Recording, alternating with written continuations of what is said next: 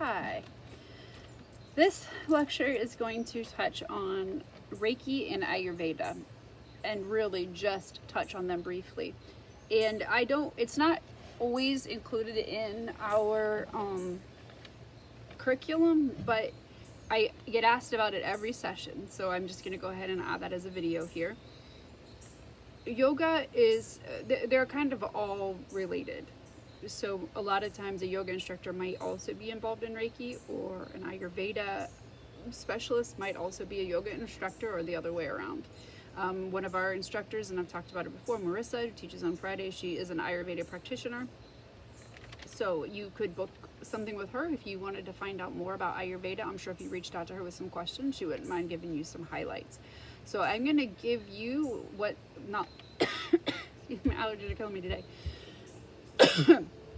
I'm going to give you, I wonder if it's ragweed season yet. I'm just going to give you an overall view of both of them. And like I can come back to the analogy of the iceberg. I'm going to give you this much because, what is underneath the water when there's an iceberg? A whole lot. So quickly, I'm not going to speed through it, but just some highlights. If you've never experienced Reiki, it's like the laying on of hands. When I went to my yoga teacher training, they did like a practice Reiki session where, and I think I've probably explained how I do not like to be touched. I don't, besides my husband and kids, I don't prefer for many people to touch me at all. It makes me very uncomfortable. But I went during yoga teacher training, and then this was without, we didn't know what was going to happen. They just had me lay down on the floor, and every other person in the group, including our instructor, had to put both of their hands on me for, I don't know how long I lay there. It felt like an eternity. I'm sure it wasn't more than 10 minutes, if that, 15 possibly. But I was horrified, and I couldn't handle it. I couldn't relax my body. Tears like coming down, and they're going down my temple. When we were done with that half session, so we went all day for an entire weekend, like Saturday and Sunday for the whole weekend, or for both days all day. So at lunch, I always used to go hide out and eat behind a pond by myself. I'm better with people now. So I went back to the pond, and I called my husband and said I was leaving, that I did not appreciate what had just happened. It wasn't okay. I didn't feel comfortable with it. And of course, he talks me off the ledge, just like he always does, and says, they weren't trying to hurt you. You just need to suck it up and get back in there. Think about why you're there. All those people, they weren't trying to hurt you. So that's my experience with Reiki. I have not gone to have another Reiki session anywhere, but I was planning on it. I had even scheduled it with Victoria, and because I trust her and I know her and I love her, so I was comfortable with that. But I was really sick at the time, and then COVID happened. So we're not touching anybody right now. I'll get there eventually, because I'm okay with as long as I know what's happening, I'm okay with that touch now. I can go get a massage, and it's all cool.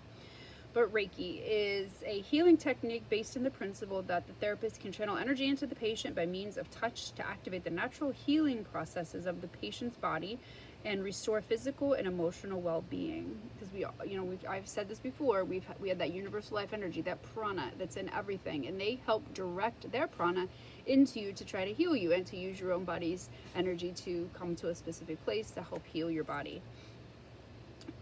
It's a Japanese technique for stress reduction and relaxation, and also promotes healing. Is it administered by laying on of hands, and is based on the idea that an unseen life force energy flows through all of us and is what causes us to be alive. If one's life force energy is low, then we are more likely to get sick or feel stress, and if it is high, we are more capable of being happy and healthy. I talked about that with the chakras. If your chakras, the color is dim, then you are maybe sick, or there's something going on. The energy is not right. And the brighter the color is, the better your energy is. So we want our energy to flow freely through us. We want to do things that help to encourage good energy flow in a good, healthy body. So Reiki can help with that. I think that it takes you believing in that power that these healers have, and I totally believe in it. I actually know 3 Reiki healers. Two of them are high. Like they're high level ones, and I trust them, and I know that the embodiment of great energy. So they've been healers for a very long time, and in certain cultures, this is just a way of life. I encourage you to check it out and be more open to the idea of it, and to maybe talk to Victoria. Another one is Petrel. She's great. We had Jessica Lewis, who went through the program. I cannot think of Petrel's last name. I don't know where it went. I'll think of it. It always comes back to me. The ceremony for Reiki is called a Reiju, and it opens and expands the main energy channels of the body, allowing universal energy to flow more freely. So that's just a brief touch on Reiki. So Ayurveda is the next thing I'm going to talk about. Wallace. It's Wallace. I'm pretty sure it's Wallace. Hold on. I don't want to say it. I don't want to tell you wrong. She went through our program too. It's Wallace. When we had our first group, so I didn't teach her, but she has certainly taught me a lot of things. All right. So Ayurveda is fascinating, and I had a appointment with an Ayurvedic specialist. He's like the top person in Ohio, and he just happens to be at Ohio State Integrative Medicine, where I receive treatments for a couple of different things. Like I get my acupuncture there, my nutritionist is there, massage therapist, my chiropractor, my internal medicine doctor, integrative medicine doctor is there. So he is also there, but then COVID. So we never got to set up our initial appointment, and we needed to do that in person. You meet your Ayurvedic doctor or your practitioner in person the first time. And the one thing that they told me that they're going to talk about your poop a lot. So you just to be comfortable with that, and to expect that you're going to have to talk about your bowel movements. And that's funny because, man, I work with little kids. Like, poop talk doesn't mean anything to me anymore. All right, so Ayurveda dates back about 5,000 years, which been around for a long time. It gives you the means of attaining and maintaining your own optimal health and well-being. Digestion reigns supreme, and it says as without, so within. The benefits of an Ayurvedic lifestyle have been proven over centuries of use, and Ayurveda and yoga are very closely tied. It's the science of knowledge and life. It explains that the mind and body are inextricably connected. Nothing has more power to heal or transform the body than the mind. Freedom from illness depends upon expanding our own awareness, bringing it into balance, and then extending that balance to beyond the body. Excuse me. Understand your unique mind-body type. So those would be called your doshas, and there's 3 of those. They are Kapha, Pitta, and Vata. So you would fall under mostly one of those, but you could be 2, like most of one and part of another. And they're different elements of the earth. So there's the Kapha is fire, Pitta is fire and water, and Vata is air or ether. Once they figure out what dosha you have or what you mostly align with, then they can, what do you want to call it? Formulate your lifestyle and what you're going to eat, and what activities you're going to take based on your dosha. So they will have a very in-depth conversation with you about your poop and everything else when you first meet. It understands, I just said that. No, I don't understand your unique mind-body type and the specific needs that derive from it. So different elements need different things. You're supposed to eat a colorful diet. I always say eat the rainbow. Maybe that came from Ayurveda. Holy moly. Sorry, excuse me. Include all 6 tastes in a meal: sweet, salty, sour, pungent, bitter, and astringent. Get abundant, restful sleep. How often can we, as adults in society, say we get restful and abundant sleep? That would be a negative from me. I'm not going in, dude.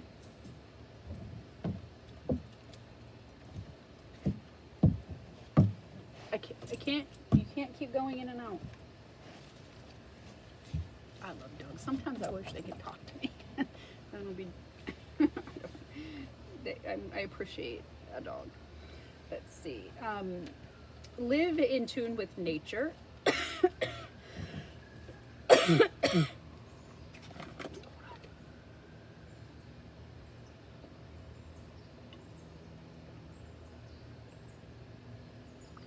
Been outside all day. They get that allergy tickle in my throat. Have healthy desires that match with what you actually need. What you need and what you want shouldn't be in conflict. Again, how I kind of feel like that's the definition of adulthood sometimes.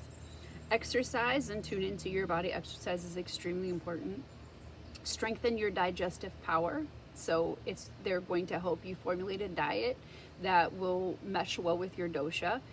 Of course, barring allergies and things like that. And you're supposed to take it easy. We're workaholics a lot of the time, and that's not so great.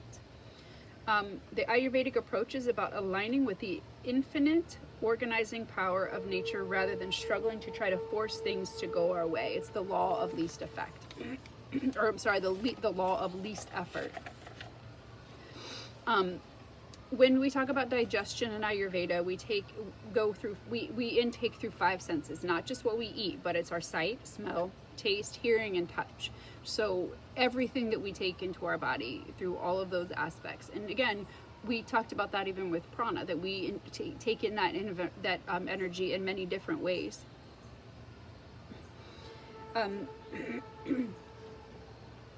Of course, our bodies, and this is a sad thing to say, but they decay due to time and motion. So there's linear and there's biological time. And how do we slow down our biological time? How do we keep ourselves healthy so that we don't decay faster than we should? When digestion is proper, when it works the way it should, we're well rested and our energy is well maintained. We're absorbing all of our energy, and we're maintaining our digestive fire. The ohas is the subtle energy that protects the mind and body from disease. There are certain rituals in Ayurveda. So you would basically have a set schedule. You would get up at a certain time every day, follow your routines, your patterns, and it's always the same. So you would want to wake up before sunrise. So if you wake up after sunrise, if you are an earth and water sign, then you're going to feel sluggish. You're not going to have enough time for your routine. You're going to feel rushed, which just makes you feel like you're stressed. So you always want to make sure you have plenty of time to get your routines taken care of. You could go to bed earlier, you could eat dinner earlier, but as you're switching to an Ayurvedic lifestyle, you just want to take it easy, take it slow, gradually get there, and plan it all out. Remember your intentions, why you're doing it, and have an accountability buddy. One of the rituals of Ayurveda is an eye wash. So you get a little cup, and I was always told to use rose hydrosol, which is it's just a water. It's a special water. Your eyes are a fiery organ, so it's good to keep them cleansed and keep them from drying out. You need to balance the heat of pollutants and screens that we kind of stare at in very long days. It's good to keep. Rose water has lots of benefits. Has vitamins A, C, E, D, and B3, antioxidants, citric acid, malic acid, zinc, and tannins. It's antibacterial, so it can reduce inflammation and pollutants, and reduces stress and fatigue. And especially if you wear eye makeup, it's a good way to help cleanse your eye of all of that. If you wear contacts, cleaning your eye from all of that stuff.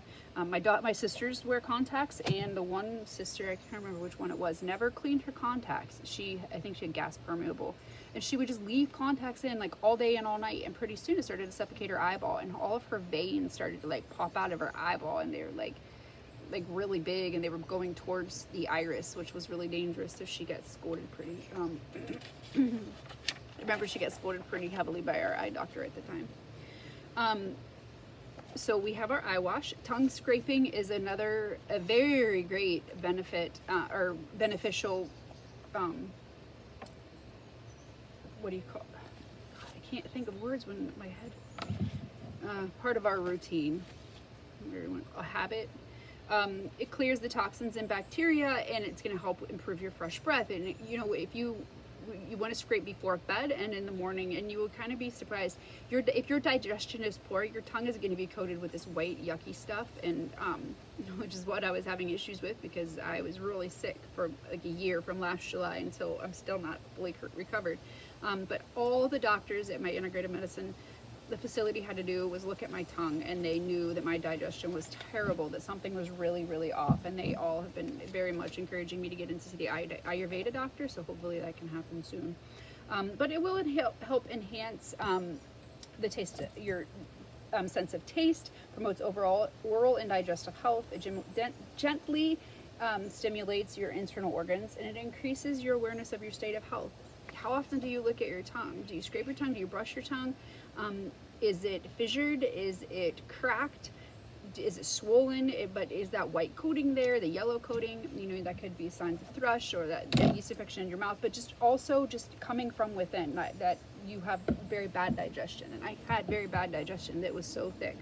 So I got in the habit of scraping my tongue every morning and every night. And I told my husband that was why I didn't get sick last winter, that he should try it. Because when the flu hit our building really hard last year, I did not get sick. I didn't get the flu. I rarely get the flu. I'm just gonna knock on wood. And I gotta go back to school in a couple weeks, and we all know what's floating around now. You can buy tongue scrapers. You can buy disposable ones at the grocery store and the pharmacy, but I never encourage disposable one-use plastics ever. Never, ever, ever, ever. So I have a metal one. I wash it with soap and water after I use it, and then every once in a while I stick it in the dishwasher because it's gross.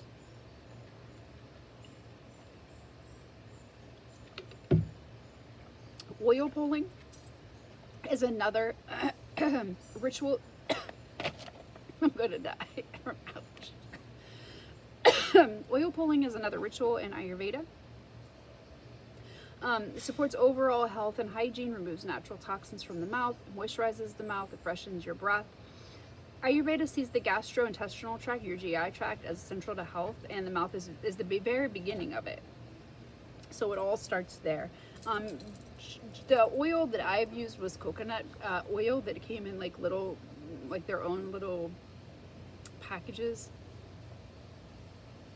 And you put it in your mouth and you swish it around and you hold it in there for like 20 minutes. So it takes a little while, but again, if you're building in the routines into your day, you'll have plenty of time. Neti pots are rinsing out your sinuses to get rid of pollutants and allergens that get in your sinuses, which I need to do. It rinses away dust, pollen, and irritants. It keeps everything healthy in here. Never, ever, ever, ever, ever use tap water in a neti pot. Never. City water is gross for your sinuses. I mean, I drink city water. I'm not a water snob. Drink a lot of city water, but you do not put it in a neti pot. You need distilled water, always. Please, it can actually kill you. You can get bacteria that builds up in your sinuses, and it can actually kill you. So don't ever use tap water in a neti pot. It really helps with allergies, and it helps to help clear up your sinus passages. So sinus rinsing or your neti pot. Abhyanga is another ritual. It is oil massages on your body. I was told to use sesame oil, not the kind in your cupboard that you cook with, that aromatic kind, but the sesame oil that you would get like in the beauty section. And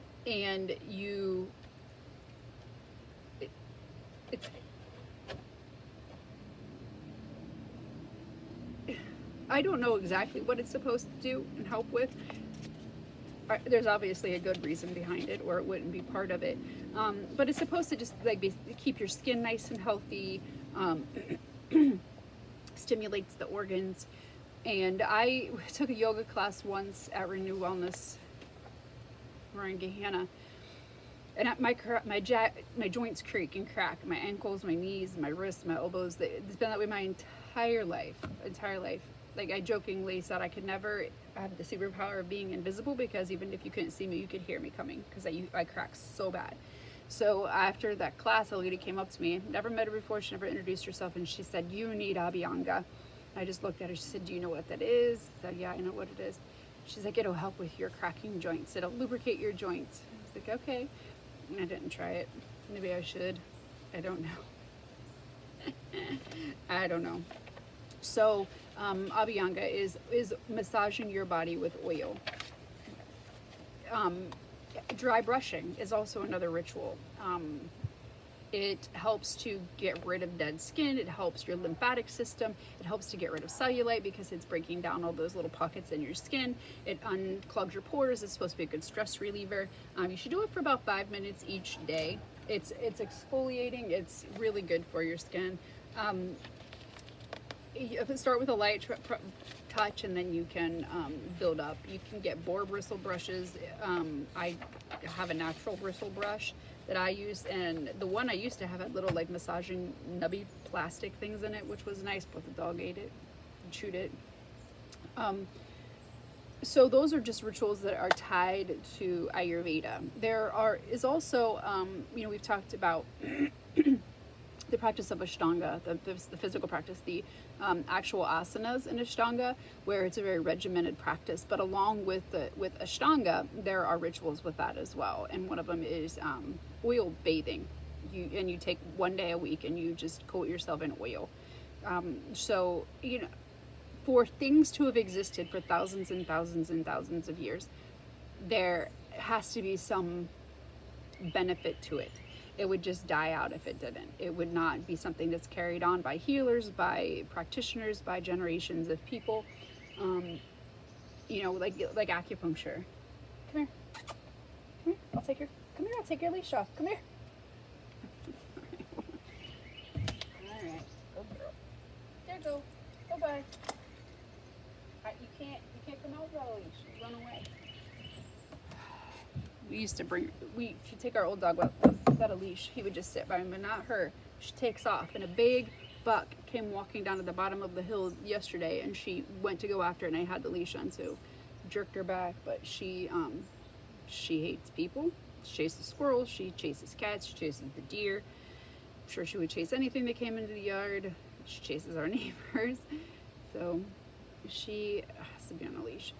All right, so that summarizes my Reiki and Ayurveda lecture. Reach out to Marissa. She teaches Friday at 6 a.m. and noon for Ayurveda. You could reach out to Victoria, she is our facilitator for diversity and inclusion. As much as I don't like being touched, I trust Victoria to put her hands on me. So or you could reach out to one of those two people if you needed to know where to go to find more information, or for reputable sources, or where you could buy the products that we use. I know that Marissa has her own business, and she built her own office in her backyard where she virtually teaches yoga from, but she will meet with you about Ayurveda. So there you go. If you have any questions, maybe don't ask me. I'm joking. You can't ask me, but reach out to someone who's an expert in the field, because it's certainly not me. I'd like to know more about it. What I would really love to do is just quit my job, my day job, and travel to Arizona, live there for a while, and go to a healing institute that's there, and just immerse myself in this world, and learn as much as I can, because it's all fascinating to me. And my friend Opal lived in Arizona and went to an institute, a healing institute, where her yoga certification was just a small part of this whole healing arts, the classes that she took, and the life she lives, in the herbs and oils, and just she can heal you with just going to her herbs cabinet. It's just amazing. And I need more information. So reach out to Marissa, reach out to Victoria if you would like to know more. I'm just glad no shelf fell on me today, or this one.